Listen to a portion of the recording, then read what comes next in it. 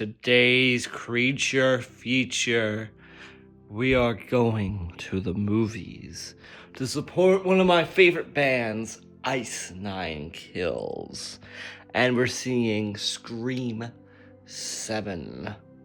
I'm Sasha Boss, ladies and gentlemen, and today we're seeing Scream 7 at our local AMC. I have been looking forward to this movie for quite a while. It's been in the waterworks for a couple of years now, and finally it came back to theaters, and I am excited because I love horror movies, and I absolutely love Ghostface. Ghostface is easily one of my favorite slashers. I do have his action figure. I do have a blanket of Ghostface. I just love horror in general, and Ghostface and the Scream franchise is all about why we love slashers and modern horror in the first place.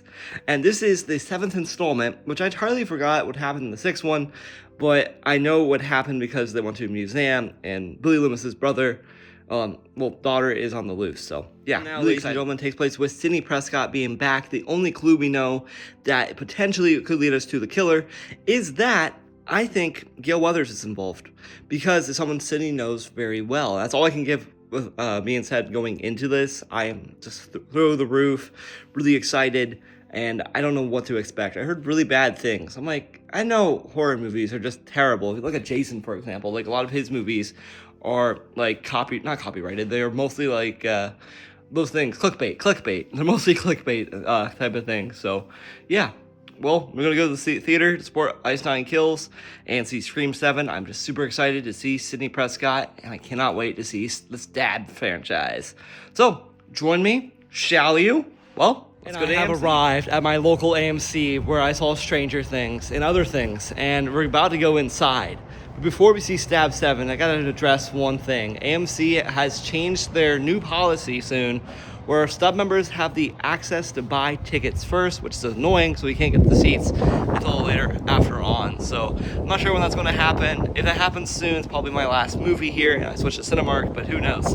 Let's go inside and have fun. We have made it into Stab 7. I did get myself some Skinny Pop and a Blue Moon, guys. $13 later. And I survived the killer Ghostface once again at AMC. What an interesting movie. Entirely, the ending was absolutely bogus. I was expecting a lot more with that ending. Oh my gosh. Sidney Prescott, you're not the person I thought you once was. Well, yeah, this is a great film. I love seeing Ice Nine Kills at the end. Overall, it's a mixed bag. I did really enjoy a lot of it. Reminded me of Halloween Kills. And yeah, outside the theater, great time, man. Ironically, guys, I'm on the same bench where I talked to you guys about Stranger Things when I was very emotional, crying. It was a great time. But this time, something more exciting. It's Stab 7, the 7th installment of Scream. I really enjoyed a lot of this movie, like I said. The whole plot of it is a couple years later, Sidney Prescott is still living in a new small town called Pineville, and she's kind of out there kind of hiding with her daughter, and all of a sudden a mysterious killer is back on the loose, supposedly an iconic killer, but who knows who the real Ghostface is. So guys, this movie does follow her daughter Tatum and Sidney Prescott on an excellent journey of discovering who the Ghostface is. Overall, guys, you got your classic Ghostface killer, which was a very fun killer. I really enjoyed the premise of the kills. The whole opening sequence is easily something I really enjoyed about the movie. So let's talk about things I really enjoyed, and then we go to the characters. The opening sequence really gave me homage to my love of Halloween Kills and my love of horror in the first place. It just got a lot of callbacks and nostalgia. It just was a beautiful, beautiful take on an opening scene here. And then I liked a lot of the kills at different times. The kills were a lot of fun. They're campy, they're cheesy, they're a lot of fun. Some of them are just very predictable. And overall, I liked some of the surprise cameos, which was really nice. When you talk about some of the characters, number one, Sidney Prescott.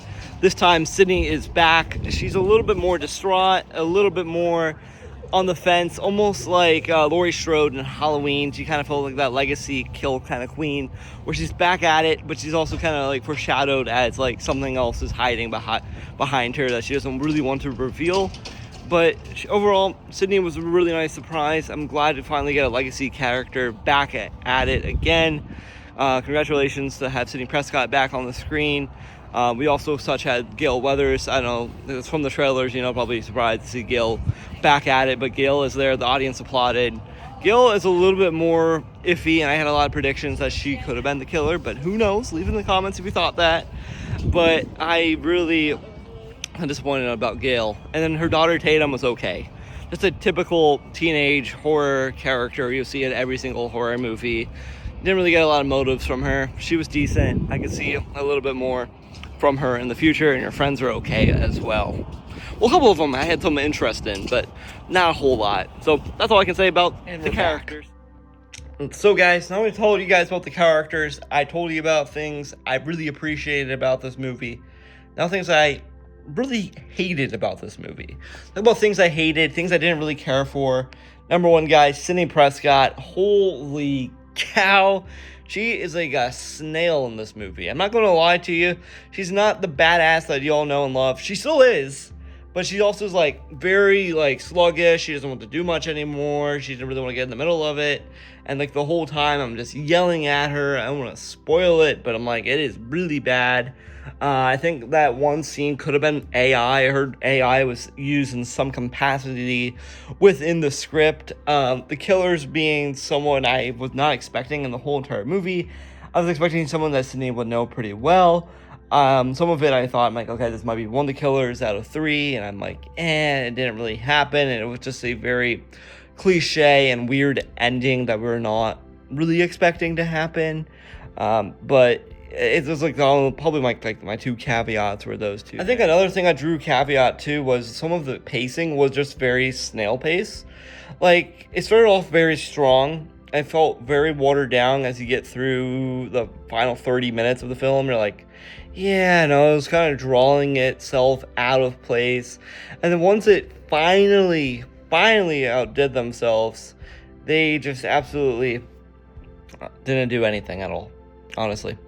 And also, the husband of Sidney Prescott, what the heck? What the heck? I'm not going to spoil it, but what the heck happened to him?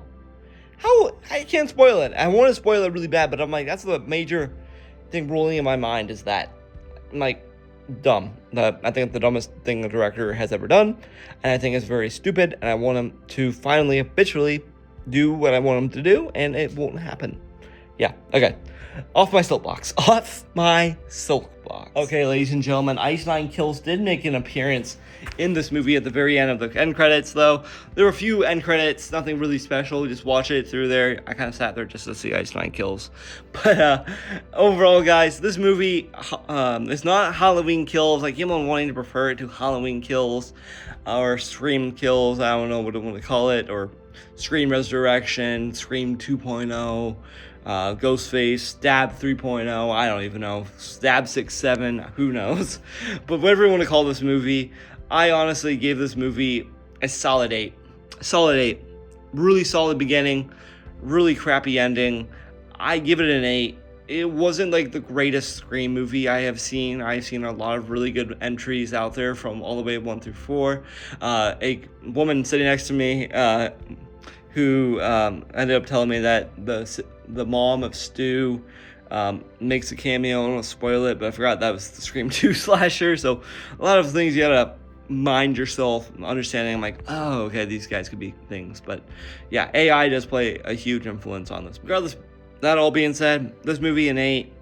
I want to say run to the theater and watch it. I say just wait it out. If you're really bored on a rainy day, go for it. Watch the movie. I think right now I'm going to watch Scary Movie because the trailer is hysterical. I was belly laughing the whole time. Scream also, I was belly laughing a lot. I did scream about 4 times in this movie, which is a good thing. I got jump scared a lot, and a lot of people were laughing next to me, but who cares? It was a lot of fun. I had a lot of fun. Some of the scares I knew were coming, but I didn't anticipate them until they actually right there in front of me. Well, I also got a Blue Moon, which is pretty good, and skiing popcorn was delicious. But as always, it's time for me to go. I am Sasha Boss, a massive horror fan, and also just set this movie out at home, rent it out, have some pizza and a beer, and enjoy this movie in your basement. Well, guys, thanks for watching, and I'll see you guys later for more videos like this in the future. Leave in the comments down below on what movies you guys would like to see Saj the Boss review next. I'm always open, and I cannot wait to see my next adventure. So, thanks for everything, and I'll see you guys for some LEGO reviews. See you guys later for more. Bye-bye.